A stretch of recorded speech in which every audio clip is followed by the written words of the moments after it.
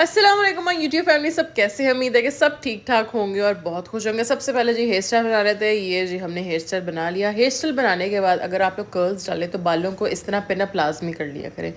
इनसे पता है क्या होता है कि जब आप लोग ये पिन खोलते हैं ना आधे घंटे के बाद, कि आप लोग के बाल बहुत अच्छे तरीके से ना पीछे की तरफ टाई ऑटोमेटिकली हो जाता है। ये मुंह पे ज़्यादा नहीं आते और बड़ा प्यारा सा ना फ्लिक सा बन जाता है बांधने की वजह से। इसलिए अगर आप लोग ने मेकअप कर भी लिया है, बाल बना लिए हैं, आप लोग 15 मिनट के लिए ना इस तरह पिन्स लाजमी लगा लिया करें। आप लोग फ़र्क चेक करेंगे कि आप लोग के सामने वाला जो बाउंस होता है ना बालों का, कितना प्यारा और कितना खिल के आता है इन पिन्स लगाने की वजह से।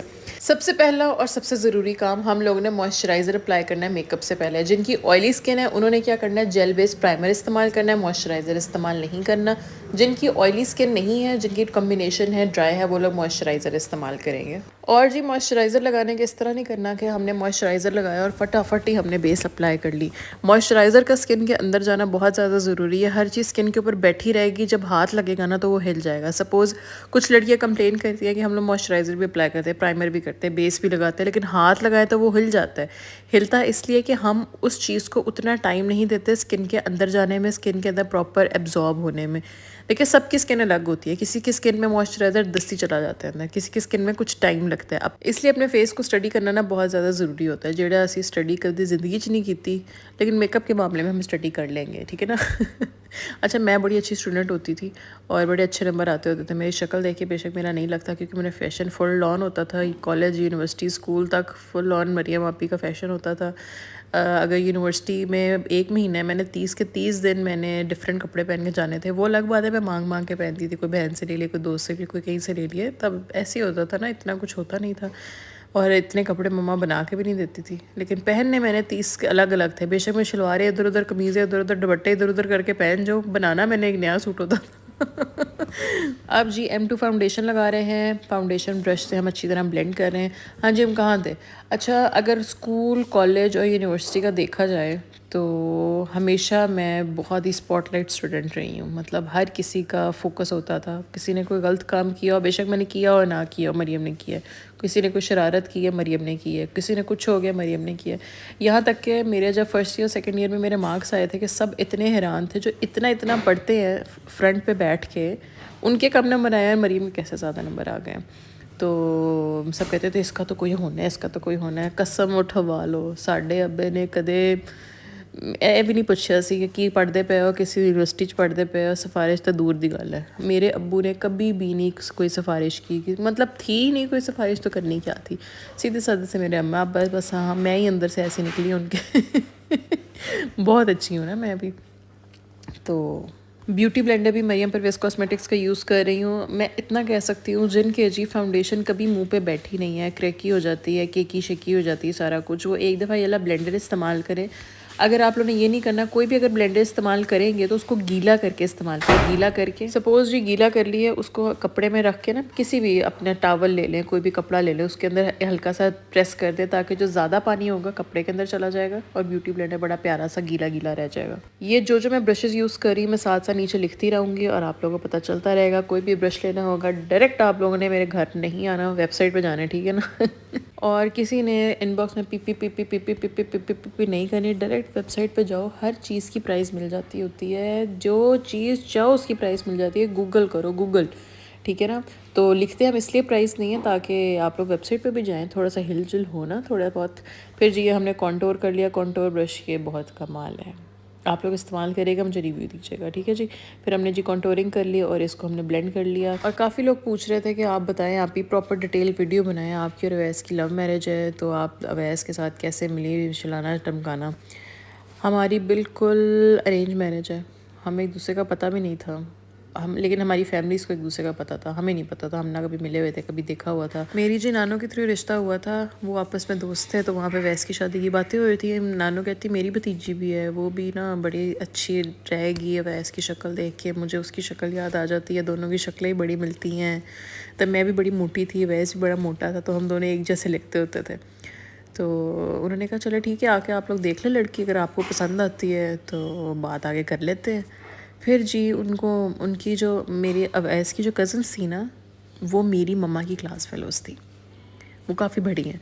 तो उन्होंने कहा इरम की बेटी है, तो भाई यस ही यस है। माँओं से बहुत ज़्यादा फ़र्क पड़ता है, बहुत ज़्यादा फ़र्क पड़ता है। कहते हैं ना अगर बेटियों के बारे में जानना उनकी माँ को देखा जाए, लेकिन मैं कहती हूँ हम कुछ भी नहीं हैं। जितनी मेरी मम्मा हम्बल है और जितनी मेरी मम्मा पोलाइट है और जितनी दिल की अच्छी हैं, जितने खुले दिल की हैं, भाई मैं तो उनके आगे ज़ीरो। सब मुझे कहते हैं ना मरीम आपकी, आपका दिल बहुत बड़ा है, आप उनकी नेचर बहुत अच्छी है, आपका अखलाक बहुत अच्छा है, तो आपने मेरी मम्मा को देख लेंगे ना तो आप कहेंगे मरीम आपी तू तो बड़ी औंतरी शे है।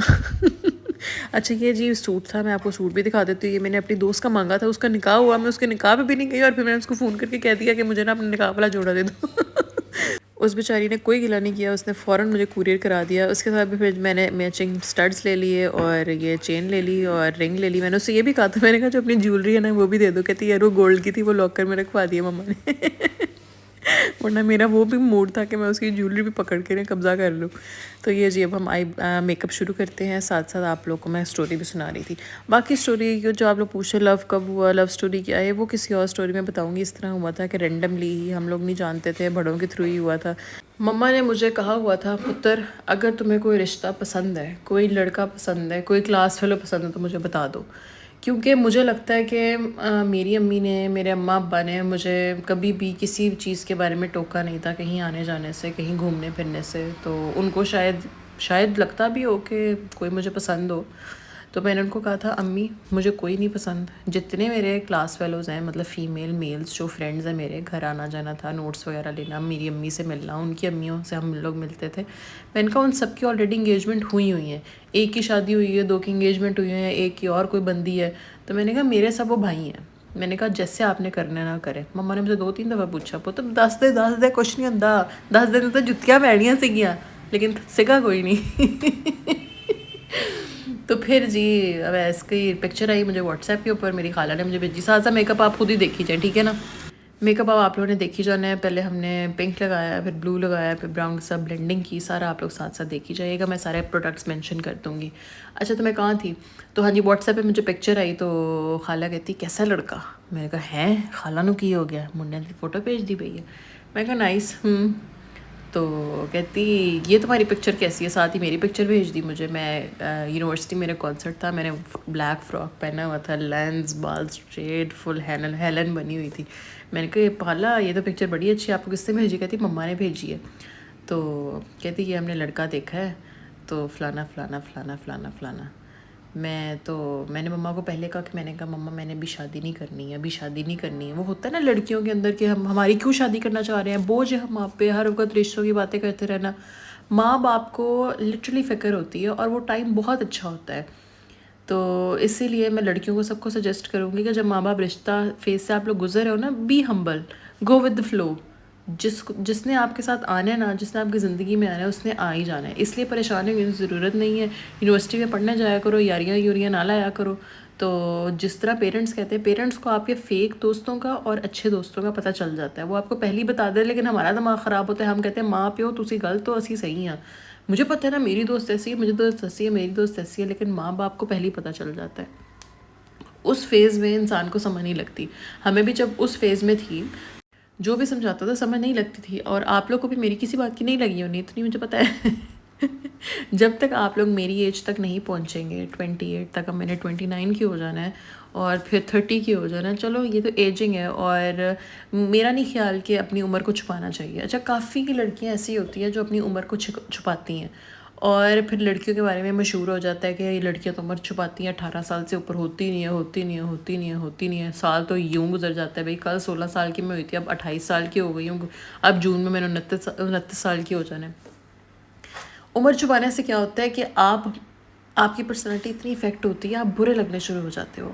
अब मैं फ़ख्र से बताती हूँ भाई मैं 29 की होने वाली हूँ, तो क्या है, साल तो गुजरने हैं, बड़ा तो होना ही है, बूढ़े तो होना ही है, जाना तो इस दुनिया से सबने है ही है। ये था जी आज का ट्यूटोरियल। उम्मीद है आज का ट्यूटोरियल आप लोगों को बहुत अच्छा लगा होगा। नहीं भी अच्छा लगा तो हम दोबारा एक और बना लेंगे, वो अच्छा लग जाएगा। चलिए जी अपना बहुत ज़्यादा ख्याल रखिएगा, अब दुआ में याद रखिएगा। आऊँगी मैं अगली वीडियो के साथ। मैंने पर्स भी मैच किया था। ओके जी, रब रखा।